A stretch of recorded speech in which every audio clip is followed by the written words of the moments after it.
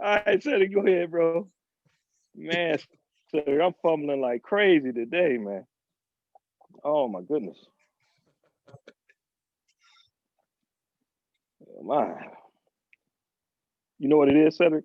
What's that? As long as you don't call me King G today, man, I'm Right, good. right, right. Kenny G, I'm hanging up. Oh. Hey man, No. I remember one time going to this barber shop. They were talking about Kenny G. I was like, "Yo, Kenny G ain't never coming up here and get a cut, bro." Oh, They were like, "Oh, oh." Right, right, Oh right. man, oh man. Oh boy. Let me know when you're ready. You getting the zone now, say? yep. We should be going live shortly. Man, I should. All right. I think we're live on my end now. You ready? I am ready. All right. 5, 4, 3, 2, 1. This is Steve and Cedric talking to the band. I'm Steve. Hey, What's hey, happening, Cedric? what's up? My name is Cedric Hanson. How y'all doing? We want you right now to call somebody, tag somebody, text somebody, and let them know that we're on live right now. Call, tag, text somebody, let them know that Steve and Cedric talking to the band is on live. If you've missed any of our previous episodes, tune into our YouTube channel, like the videos, subscribe to the channel, and hit the alert button down below so you can receive a notification when we upload new content. Where else can they find us at, bro? Oh man, you can find us on Twitter and Instagram at Steve and Cedric talking to the #2 band. That's Steve and Cedric talking to the #2 band on Instagram and Twitter. Y'all check us out. Man, we got a fun show today, man. Oh man, this is gonna be a great one today, man. Oh my goodness. This one's man. gonna be a show of all shows, man. You got that right. We got the legendary Najee with us today. We talking Grammy Yeah, award-winning artist, yeah. flautist, saxophonist. I mean, he is an extraordinary musician, artist, and writer. Yes. And also has done some acting back in the day. I remember him in Acting? one of Wow. the he done a little acting back in the day, man. I think it Wow. was Fighting Temptation, I believe it was. One of those movies like that. Is that man. right? So, Wow. yeah, man, he does some work like that. So we got a really great show. We're gonna have a really good conversation. Wow. Anything else happening, man, today? Oh man, first I wish my cousin Troy, T-Roy T, happy birthday, man. Happy birthday, Big bro. Troy. Yeah, yes, sir. Happy birthday, Troy. Yeah, man. Well, man, let's not waste any more time. So let's get right into the show, man. Hey, no further ado, man. I'm ready to go, man. Let's bring them on right now. Let's bring them go. on in. The legendary Najee. Yeah. Yo, what up, my man? How you doing? Hey. What's happening? Y'all some funny guys, man. I was having a great time listening to you, boy. I tell you. Yes, sir. Yes, sir. Oh man. Oh man, we're so honored to have you. We Najee. are very honored. Oh, thank you, brother. I'm honored to be here. Thank you so much. Yes, sir. Yeah, man, what's been happening, man? We got COVID-19, Black Lives Matter. We got a whole new I'm president telling you, about to man. come into the White House. What have you been up to? What you been doing, man? What's new? I mean, I've been home watching all of it on TV, man, trying to make sense of it all. It's like, I mean, I gotta say, man, it's been like 37 years since I've been off the road. I have not been off the road in 37 years. So for me, this has been quite an adjustment, if you will. But by this time this summer, I would have been all over somewhere around the world. Wow. But right. so that's been good for me. A reset. When this whole thing started, I was actually in Europe, and I had to cut my trip short to come home because they were threatening not being able to get back in the country. So, so since February, I've been here. Other than a few trips to California, I've just been here. So it's been good, man. In the most part, I think the hardest part for me is really just keeping the creative spirit going. Because when you're on the road, you get the inspiration playing with other musicians and all that. Here, I sit down and write a song and like I ain't hearing nothing. Wow. So, wow. So this is so just keep the energy alive. I've been in touch with my friends, like we were talking about Frank McComb and others. So that's been really good. That's cool. That's Yes, cool. sir. That's what's up. And we have a mutual friend.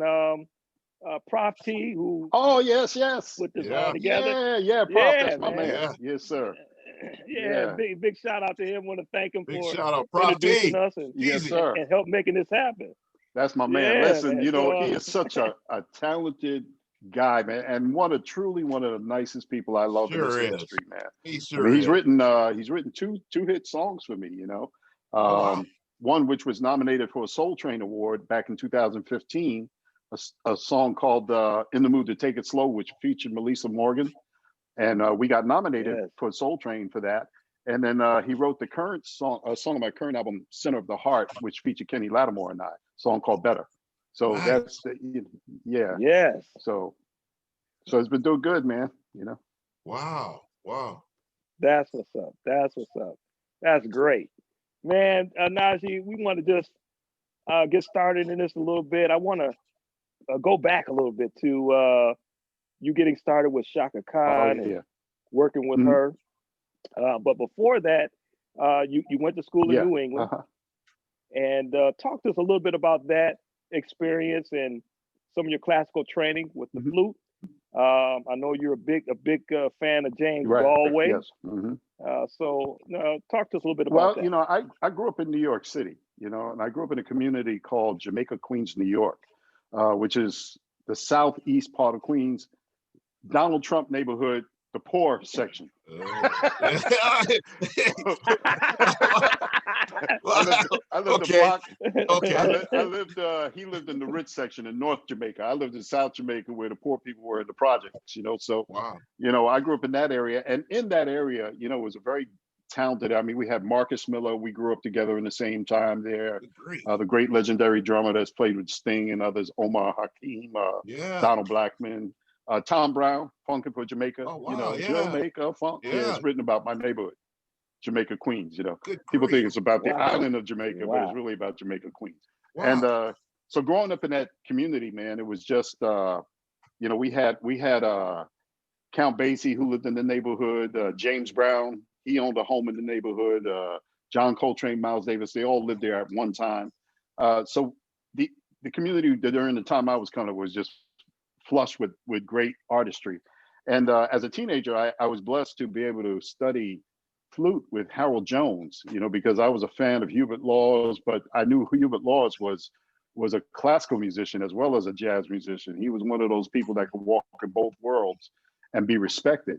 And so I wanted some of that. I learned Hubert Laws solos as a little kid, and then I went on to study with Harold Jones, who was his classmate at Juilliard, and that began my classical training on flute there at the Manhattan School of Music in the preparatory division. But it was really in high school that things started to really generate my path to where I am today. So Wow. yes, sir. Wow. Mhm. Wow.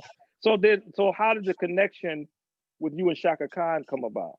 Oh man, it was very interesting. I used to play in this band in New York when I was a teenager called Fun, and there was a young lady by the name of Lizette Wilson. She great keyboard player, and in the band was myself and the brother of Billy Cobham, the drummer. His brother Wayne Cobham was a trumpet player, and I was a tenor saxophone player. Well, Lizette went on to do many great things, being a musical director for many acts. And when I quit college because I couldn't afford to go anymore, I came back home to New York City, and I happened to be I was in a club playing traditional straight ahead jazz music. And she came in and she heard me and she said, "You know what? I want to give you a shot at auditioning for Shaka, because I'm the musical director." I was like, wow, man. So, about 2 days later, I go and audition. I go, of course, I could read. So I read the charts, and my brother came in with his guitar, and he's just sitting around. And Shaka comes into rehearsal and sees him with the guitar, tells him to plug up. And here I am playing alto saxophone. And next thing I know, we were hired on her tour, the Ain't Nobody tour, 1983. And that's how it happened. Crazy. Wow. Wow. Yeah. Mhm. How did you feel then? How Man, did you it was weird because, I don't know about you brothers, but if you remember the first album she did with Rufus, where she was sitting in jeans, very sexy look on there. I mean, I think all of y'all might remember that. But, Yeah. we used to look at that picture as young men, man, and be like, damn, I mean, Yeah, right. and so, we would have never, ever could have imagined that one day we would be in her band. And the thing was, she had just done an album with all these main superstars. I mean, she had David Sanborn and Michael Brecker and all these big names, Anthony Jackson on the record. And here we are, these kids just, trying to figure the game out.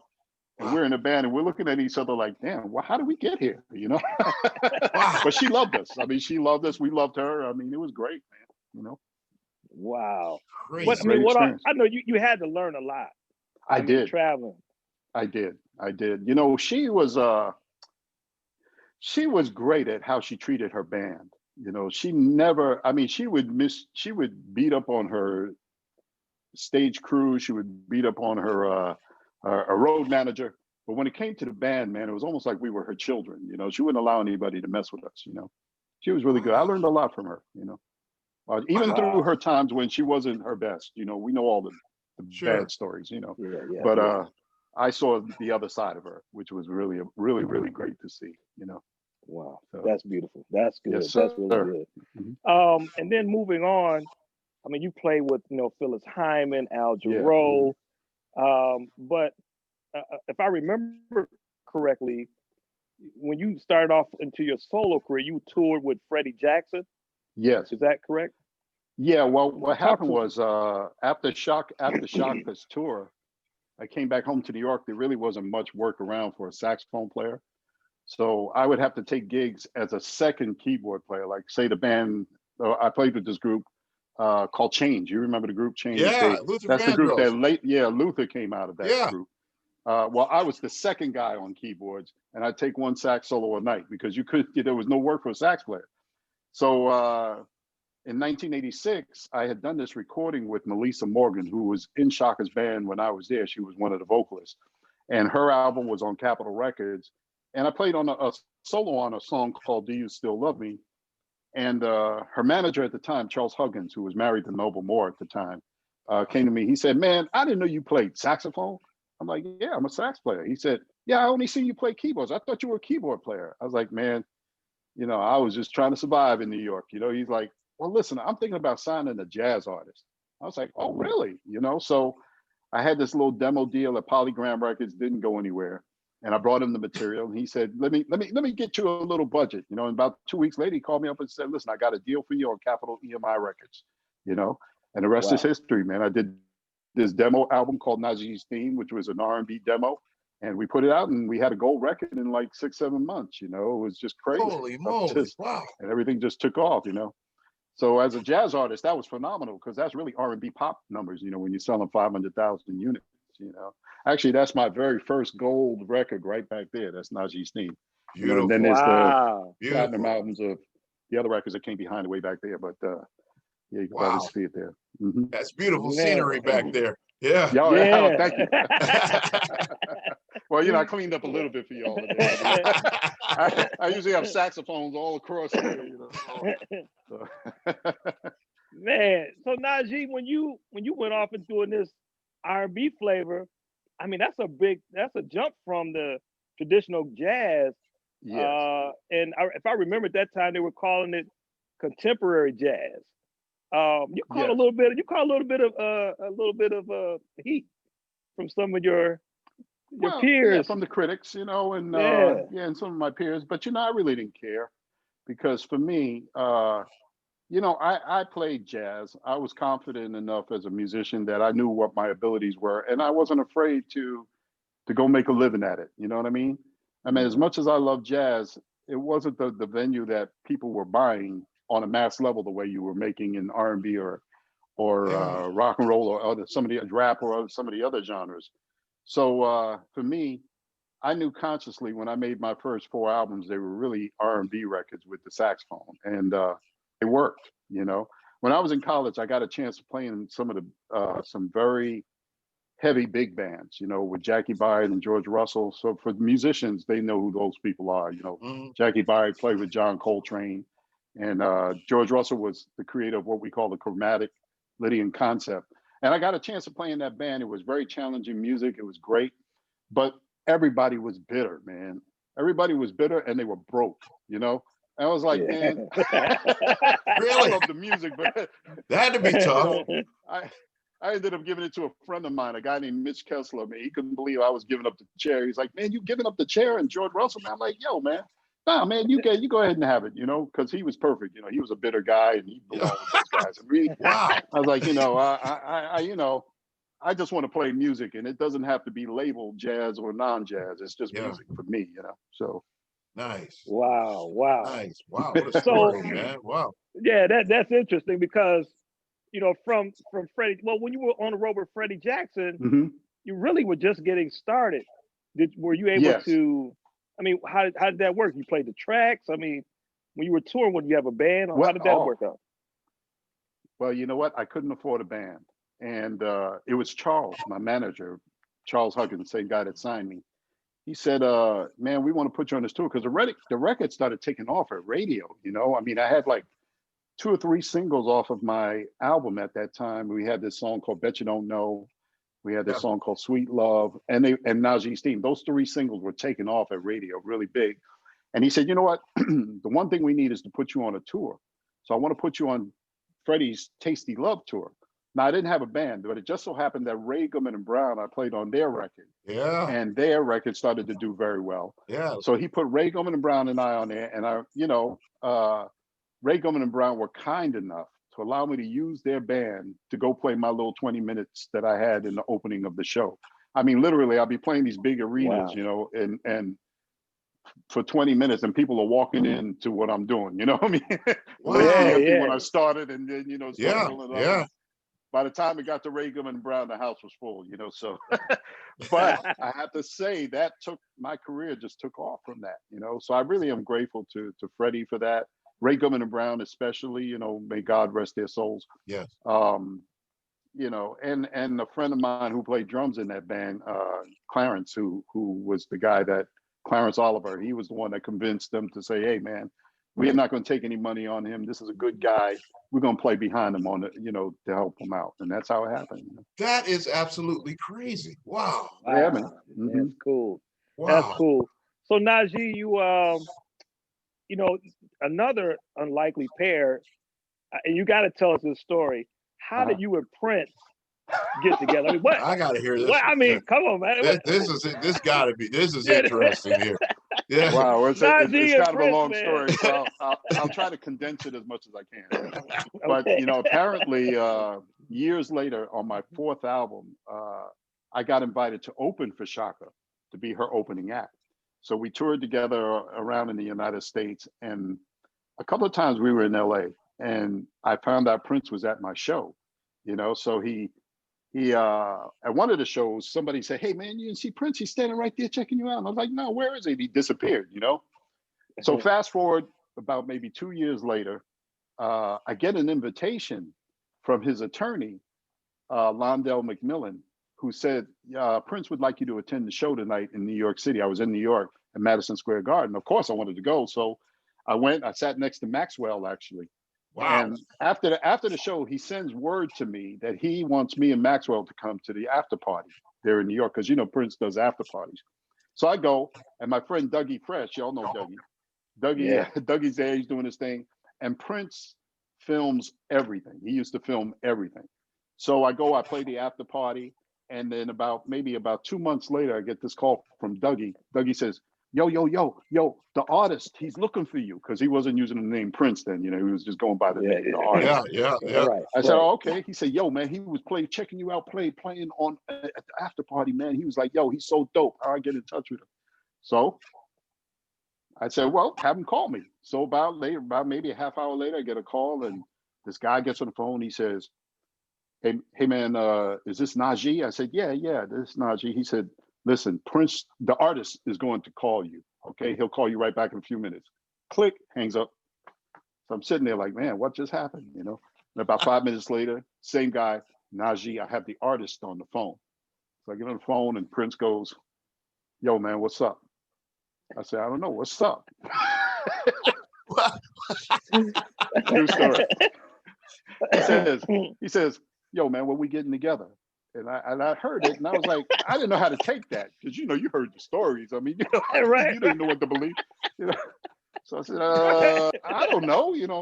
At the time I was living in LA. He says, well, what are you doing right now?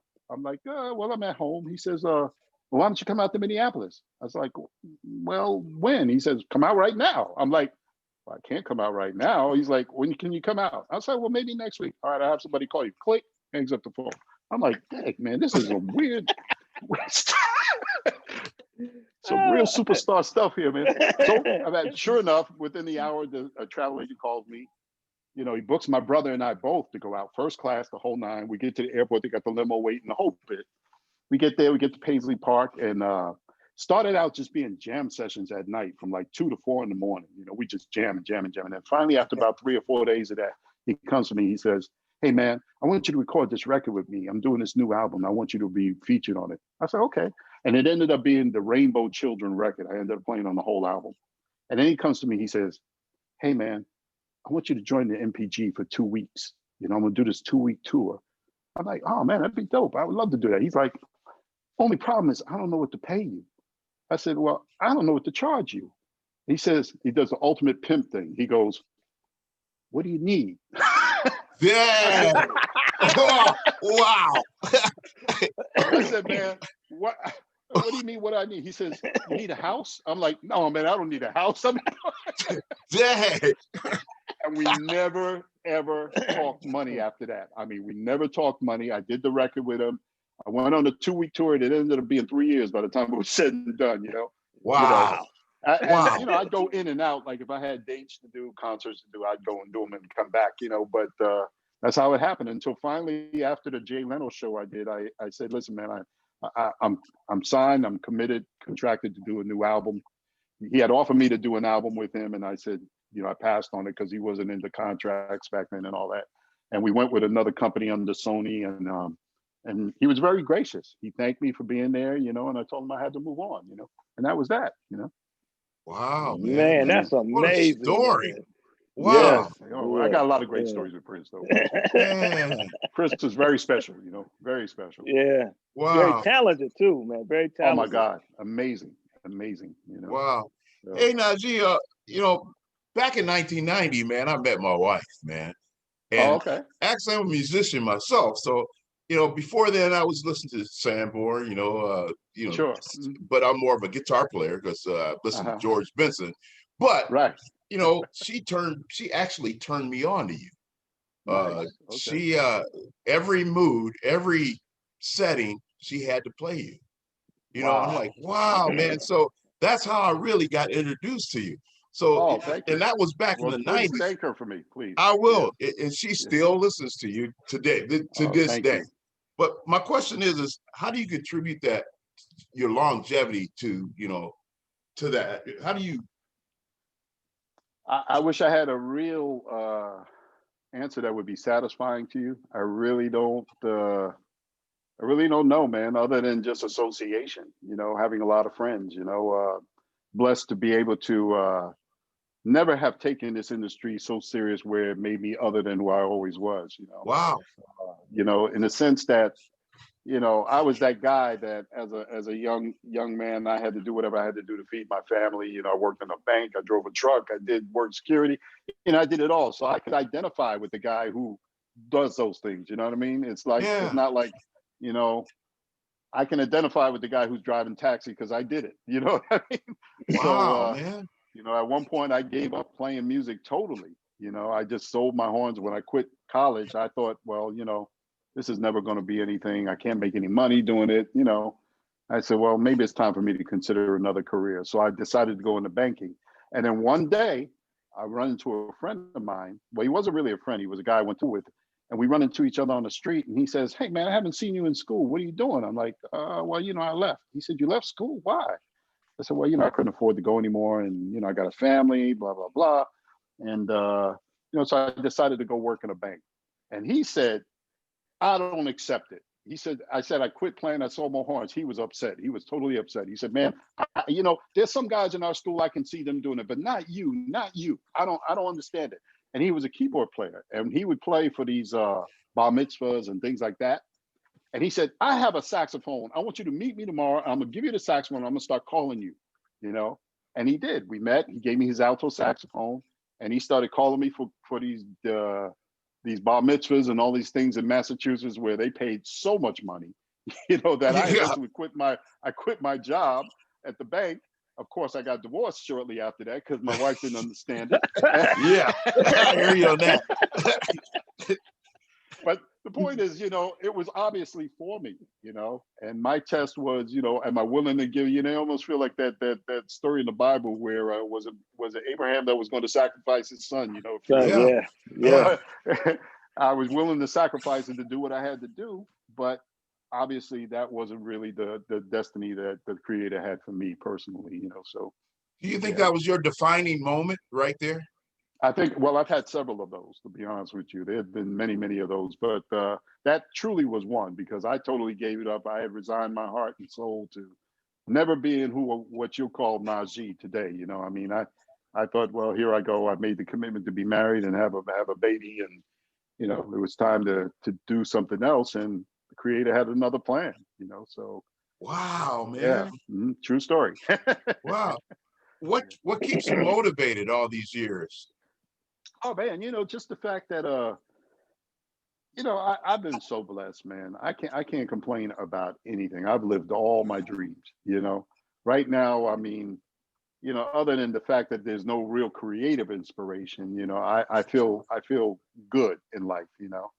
And every day I wake up, I just thank God for being here another day because there's always somebody that didn't wake up this morning, as And you that's know, real talk, how that bro. goes. That's Yeah, real man. talk. So Yes, it is. yeah.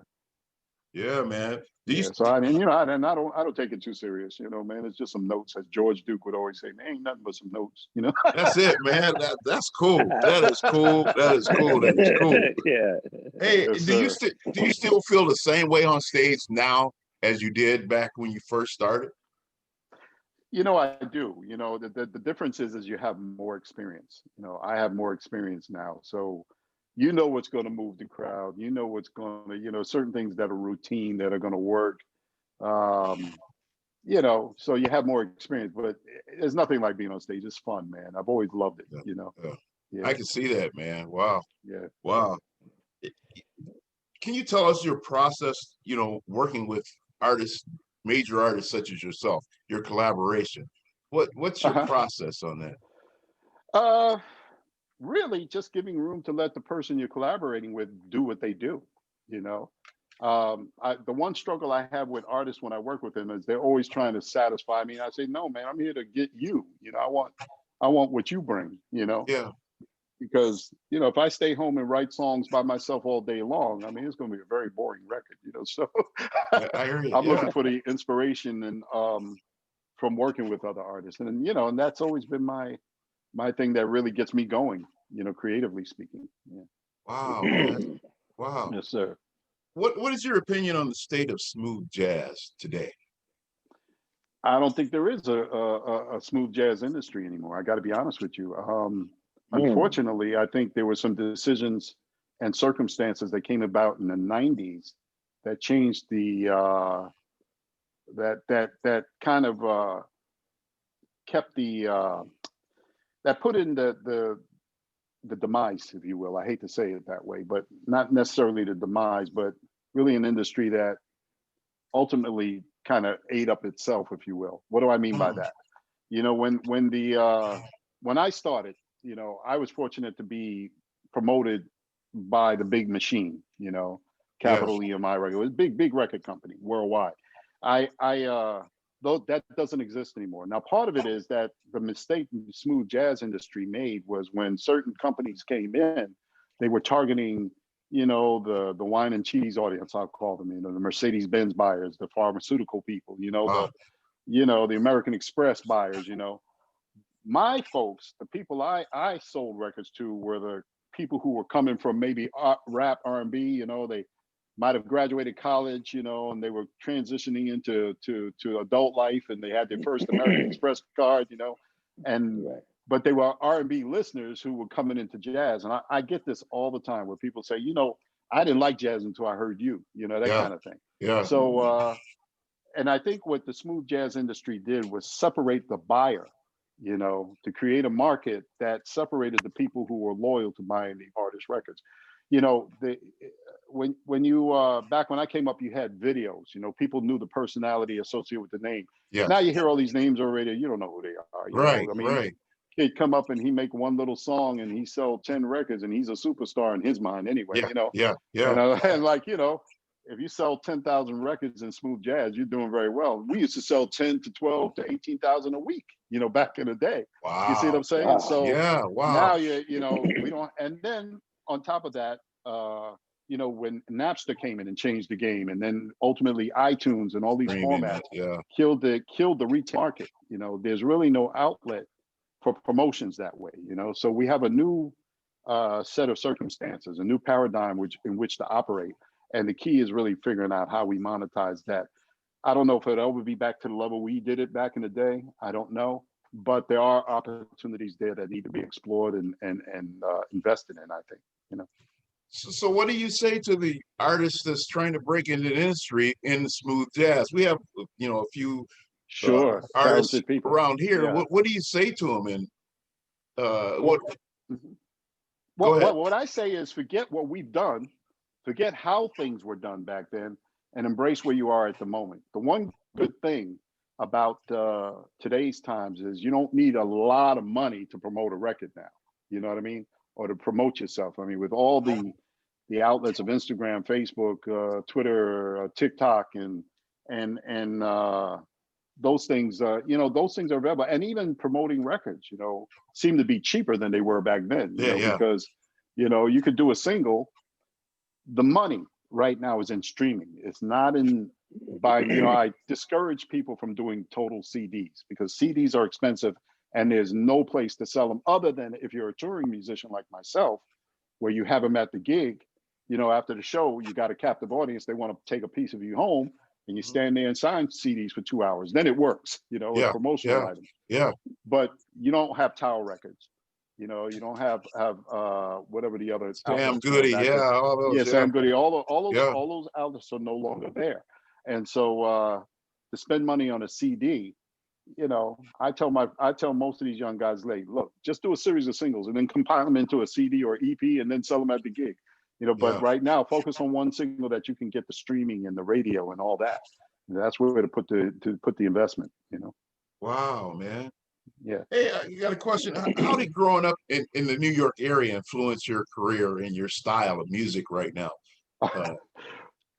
Well, you know, I grew up in a neighborhood where it was kind of what can I say, schizophrenic, because there were people, great musicians who played jazz, but they liked funk, you know. So I grew up in the funk bands, you know. And Wow. I played jazz. I learned to play jazz, but you know, the things we did as kids were funk bands. You know, we were trying to play like, you know, Kool and the Gang and Earth, Wind and Fire. Yes, sir. Yeah. And the neighborhood I came up in, you know, before it became rap, like, you know, with the LL Cool J's and Run DMC and all them who came from the same area. Before that, we had the battle of the bands. You know, it was an honor to be on a stage and battle against other bands who, you know, and you grew from that. The competition helped you to grow. Yeah. You know, so it definitely, till this day, you know, I always hear about, you know, people say they come to my concerts and they say, you know what, I thought I was going to come here and be put to sleep, but you know, we're dancing and we're having a great time, you know, because that comes from my experience as a young musician growing up in New York City, where you bring the experience to the stage, not just the song and the music, but you bring the experience, and people love it. And if I had to say, if there was one thing that helped my career longevity, it's really the live performances, you know, because the people who aren't familiar with me, they come and they, you know, when they hear the music on record, they think it's one thing, but when they come to the shows, they see it's another, you know. So, but I bring that live experience to the music, which, okay, you know, bet you don't know, you're gonna get up and dance, you know, because you know the song, but we're gonna make it funky enough where you can't help it, you know. Yeah, I hear you, man. I hear you. You know, I hear you. You also would add a little bit of some contemporary jazz in your shows too, right? Oh, absolutely. I mean, a lot of my stuff is now called that. Traditional, yeah, I mean. Traditional, I mean, like traditional. I mean, I have, yes. I mean, I've recorded, you know, I have recorded traditional jazz, mainly with other artists like Charles Earlin, and then there was a live album that Stanley Clarke, Larry Carlton, Billy Cobb, and myself recorded called Live at the Greek. That's one. and a few other artists. I play straight ahead. I have recorded some straight ahead on my albums, over time. But I'm very careful. I just put one in on each record, that kind of thing. Yeah. Wow. So it's your shows educate as well as entertain. So you got a little bit of a balance. I try to. One thing when I used to tour, Diane Reeves and I used to tour together. Oh yeah. And I she one time made a statement with she and I and George Duke and Jonathan Butler. We were all on tour together, and she said, at this point in the show where she would go into a ballad that was almost like an Ella Fitzgerald or something, and the people would just eat it up. And I said, man, you just have this ability to go there and everybody follows you. She says, you know what, Najee, our job is to not only entertain, but to educate. Ooh. And that always stuck with me to when she said that, Yeah. Because most of those people came to hear her sing the grandma song, which was that's what I remember. Yeah. They come there and get a whole nother level of music, which she was great at, Wow. Yeah. Did you, as a child, did you envision yourself being at the place you are now? You know what? No, I didn't. There was no plan for me. I kind of, my trajectory has been an awkward one in the sense that it wasn't really a planned one. I mean, I went to high school in New York called August Martin High School, which is in Jamaica, Queens, South Jamaica. And it was an aviation school. And they had named the school after an African-American pilot who was doing the Biafra missions back then, flying DC-8s over to Africa. And in one of those trips, he ultimately was killed in a crash. But they named the school in honor of him, and those students who were interested in aviation careers could come there. So I went there to become a pilot. And one of my classmates was Russell Simmons. We were classmates until he got kicked out of school. Huh? He got kicked out of school for punching the teacher in the face. But I played music. School. Wow. Yeah, but we had a very, very strong music department, and I was the lead tenor saxophone player in the band. And on a jazz concert we did at school, I was 15 years old. I stood up and took my jazz saxophone solo. And after that, all the girls knew my name, and that was it. I had a quick career change right there and then. Wow. Wow, man. That is Oh, crazy, man. Yeah. Well, Branford Marcellus had the same story too, just like me. Wow. The power of the saxophone, man. Yeah, man, the sexiest instrument in the world. Yeah. Yes, who influences you? Who do you play? Man. You know what? I still listen to. We had mentioned James Galway on flute. He's one of them. But Hubert Laws. Hubert Laws was probably my main influence on flute from the contemporary and jazz side. And then, of course, John Coltrane on tenor saxophone, Joe Henderson, George Coleman. And later on, it became Grover and Ronnie Laws and others like that in the contemporary realm, Wow. So, wow. Wow. We were talking earlier about WNUA 95 in Chicago. Not NTA. NTA. I got it wrong. That's all right. Three for three. That's all right. That's out of Chicago. That's a smooth jazz. You used to listen to it, Steve, right? That's I did all the time, man. All the time. Yeah. 95.5. Yeah. Right. That's right. Yeah. Yeah. It was actually a woman who was on that station, Denise. I can't think of her last name now, but she was from Chicago. She was the one that coined the term smooth jazz, and the industry took it and ran with it. But she was the one that coined it. Denise, I can't think of Denise's last name. She's from the Chicago area though, but she worked for WNUA and she came up with that term, and that became the brand, if you will. Wow. Wow. What's happened to those stations? I mean, a lot of them are just disappeared or gone. Yeah, well, most of them are gone, and it's because it all boils down to advertising dollars. Yes. Good. Everything is based on what you can sell in advertising. Just like TV stations. I mean, it's just like our current president said. Probably one of the only truthful things he ever said was, was that he's great for ratings, and that is so true. You know, he's because, right. you He's know, right too. Yeah, he's absolutely Yeah. right. You know, so, you know, it's about you know, when it's not so much the content of what's on TV, it's how much advertising time you can sell between the actual content, and it's true for radio as well.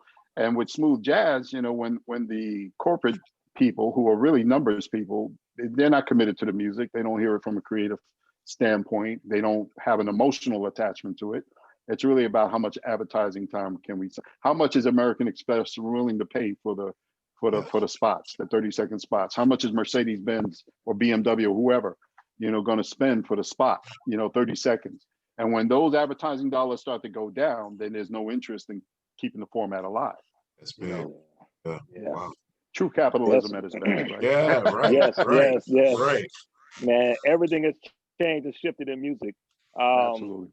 Najee, just for a moment before we close out, talk to young musicians today. Yes. Just if you had to just sit down in a room with them and really give them some really good advice, your best advice. Nice. Yeah. Sure. What would you say? Well, I'm going to say something I've said in other interviews. I like this. I heard this from somebody. I can't take credit for it myself, but when I heard it, it rang so true to me. And it said, this wise man said, you know, to envy is ignorance and imitation is suicide. So what that means is if you're trying to imitate what has already been done, you're not going to be as successful. I mean, I hear guys who come out and they want to be, you know, I know guys who can play very well, but they sound exactly like Kenny G, you know. I know guys who play exactly like David Sanborn. I know guys who play exactly like me, you know. But the problem is people have already bought that. So there's nothing that they haven't heard. I always say, find your identity, make that your identity, and then find a way to monetize it, you know. So imitation, I don't think is the way to go now. I think you have to find something that the people will respond to, you know, and to trust in your own voice and figure out what your voice is. I mean, I'm a product of, you know, at one point I tried to be like Grover. At one time I tried to be like David Sanborn in alto. I tried to be like John Coltrane on tenor, and I could technically play all that stuff, technically, but I still sounded like Najee. Yeah. I hear you. Yeah. So that taught me, listen, you know, you got to just trust your sound. Just be comfortable with who you are and just go. And that has worked for me because, listen, not every record I recorded has been a perfect record. You know, nobody records perfect records all the time. Yeah. And, you know, I mean, there's some I would love to go back and do over, but millions of people have bought it. So obviously they were able to identify with the pure character of who you are, you know? So that's what I would tell young musicians. Try to monetize what you do.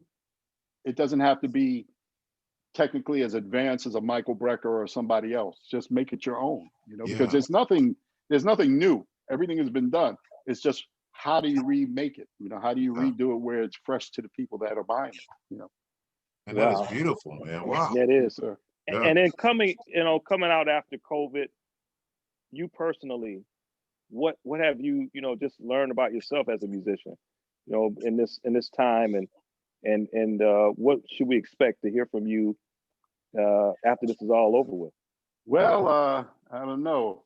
I think after this is over, if we get back to our normal activity like we were doing it, I'll probably never come home again. You know, I'll tell you. Wow. You know, I mean, you know, things like this make you appreciate what it is you've been blessed to do. You know, I mean, I've been so blessed to be able to do this and live so long on it that, you know, I'm just grateful now, and I'm just looking forward to when we can come back to it. But I think this has been a good reassessment period for me to rethink how I want to do new shows, new music, all that stuff, you know. Yeah. And that's pretty much that. Yeah. Wow. Yeah, cool. How many days do you do a year? Oh, well, let me see. I think the last year we were scheduled to do somewhere around 180, maybe, you know, which is significantly low from earlier years, but it's still a lot of dates. You know, Wow. I mean, Yes, it is. yeah, Wow. we had concerts. We had concerts in South Africa this year, Europe. We had, you know, a few places we were scheduled to be, and you know, some of the festivals like in Mexico and places like that. And you know, we've had to obviously reschedule all that to next year. So, Yes. yeah. So hopefully, Wow. you know, but I mean, it all depends on how this whole thing goes. So, Yes. Wow. Yeah. Yeah. Well, Najee, but we other than wanna that, just thank- gaining weight, you know how it is. Yeah. Man, Najee. So have you been doing any cooking? No, man. No, you wouldn't want to eat my cooking, bro. I gotta be honest with you, man. I'm not. Just, you No. know. You know, everybody's cooking My son now. is around here somewhere, but he'll tell you, Dad, it's all right. We good. You know, no. Can we go out? Man. Yes, sir. Yes, sir. Well, Najee, man, thank you so much. Thank you. Thank It has you. Pleasure, my it's brother. been an honor, man. An honor to Yes. have you on the show. Yes. Oh, thank And, you. It's my honor. Except, yes. Just before we close, I want to hear one last story from you. What's your most memorable moment on stage with an artist that you played with? Oh gosh, I have a lot of those. I mean, if I had to do Prince again, I would probably say, you know, and this was one night. You know, he always liked my brother and I to hang out with him because he likes to get into intellectual conversations. You know, That's and we cool. weren't intimidated by him. You know, we would go there with him. You know, most of the people would be like afraid to say something. Like, I'm not afraid of all that. You know, because he enjoyed antagonism. You know, he enjoyed that. And my brother, who's a real intellect, would go right at him, and they go at it, you know, joking around, but in a good spirit. But he always liked having us around. So one night he says to us, he says, "Hey man, why don't you and Fareed, my brother?" He said, "Why don't you guys come with me to the Macy Gray concert?" We're in Detroit. The whole place is shut down. I mean, you know, it's a Sunday night, and we're not working, but we're in Detroit. And he says, "Let's go to Macy Gray." So we go halfway through the show. He gets bored. He's like, "Hey man, you guys want to go to movies?" I'm like, "Man, it's like 11:30 at night here in Detroit. Where it's Sunday night. Where are we gonna go?" He says, "All right, listen, I'm gonna have him take you back to the hotel, and we'll call you." Okay. He called me about 1 o'clock in the morning. We go, the limo's outside. He's in the car with his wife, my brother and I, and a few of the band members. And we drive up to what it used to be called the Renaissance Center in Detroit. I don't know if you've ever been there, the two big buildings, right? Yep. Sunday night, Monday morning now, shut down. Next thing I know, we pull up at the building, and all of a sudden, this guy's coming down the escalator, opening up the doors, go up to the second floor. They turn on all the machines with the, you know, the popcorn, the movies. Like, y'all choose a movie, you know? Yeah. Boring Adam Sandler. Now, by this time, it's about 1:30 in the morning. So we're like, man, you know, we got popcorn candy, and there's about 10 of us in this movie theater, you know, watching Adam Sandler. I'm like, man, this is some real superstar shit here, man. I mean, like, you know, just like, you know, this is stuff you read about Michael Jackson, you know what I mean? Right. Just open up the Renaissance Center on a Sunday night, man, because he want to go to the movies, man. I'm like, man, unbelievable, you know? So. Oh man. Oh, anyway, man. But it's been fun, guys. I really enjoyed it, man. Thank you. Man, thank you so much. Thank you, man. Najee. My pleasure, Appreciate man. you, bro. All I right. want to thank everybody for tuning in to Stephen Cedric talking to the band. Thank you so much.